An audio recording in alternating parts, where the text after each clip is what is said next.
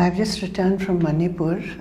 I had been there with a team of the All India Democratic Women's Association with our President P.K. Srimati and General Secretary Mariam Dhavle. And we met a large number of victims, many women who were victims of sexual assault. And the reason why I'm speaking to you today is because the victims have asked us to expressly tell the women of India and the people of India about their grief, their suffering, and their despair. And that is why I'm speaking to you today. We met the women in the video which has outraged all of you. But their question is, does India care? So many days have passed. But they know that they have not got justice. You know the facts, so I'm not repeating the facts. But what we learned from them, that young woman and her neighbor, they were in the police jeep. They were actually in the custody of the police. And they were told by the driver that he doesn't have the key and therefore he cannot drive the car away. And they were literally handed over to the mob. And that young woman, her brother, a young boy, he was in a hostel earlier. He was just 17, I think, 16 or 17 years old. He clung to his sister, tried to protect her. And they snatched him away from her. She was stripped, she was paraded, and before her eyes, they killed her brother. They killed her father. She saw it happening. And then, as you know, she was dragged away and gang raped. And then when ultimately she got to safety, she wants you all to know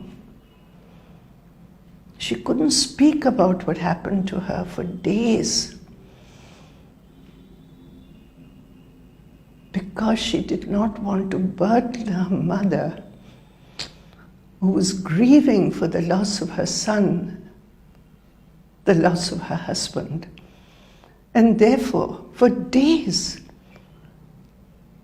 this victim of such brutality and barbaric, inhumane behavior could not speak about it. And today she is so deeply traumatized.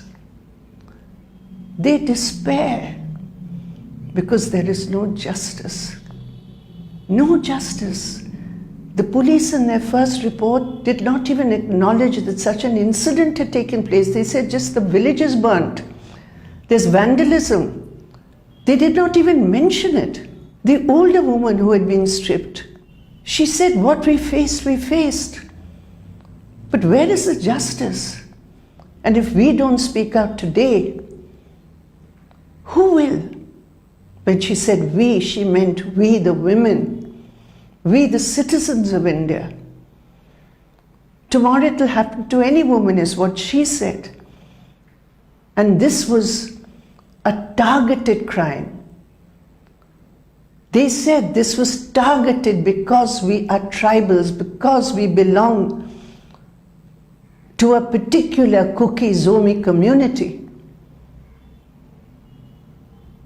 We are targeted because of that. We are citizens of India, and yet this is what we faced. This is the punishment we faced. And our bodies were used for that politics. Their fight is for justice. And they despair that with the partisanship which has been shown by the state government and the central government, they are being denied even the minimum justice. The mother says she has not seen the bodies of her husband, her son. Her son was away for 3 months before this happened, so she has not seen him at all. She grieves. She longs to at least see their bodies, but even that is not possible because of the divide which has been created. This is the reality of Manipur. A 15-year-old girl in another case who was dragged, who was taken away by 4 men in uniform belonging to extremist groups. She was raped, gang raped, 15-year-old girl, and she was thrown down a cliff. She survived. But the perpetrators of that crime have not been arrested. We met the father of Florence. We met the mother of Olivia, 2 young women who were working in a car wash. She had spoken to her mother just a few hours before and said, "We are not safe, but the car owner has promised to take us to safety." But the mother says he did not do so. He has not even helped in the investigation. There were so many employees there, many of them close friends with these young women who were sexually assaulted and brutally killed. But there's no justice for them. And they believe, the families believe, that as long as this government remains, the chief minister remains, they are the barriers to justice. They wanted me to speak to you, not on their behalf, because when they can speak, they will. There's no internet now in Manipur. They can't convey all this to you. They are being supported by women's organizations in Manipur, and I salute those organizations. And I appeal to all of you to even more strongly raise your voice for justice.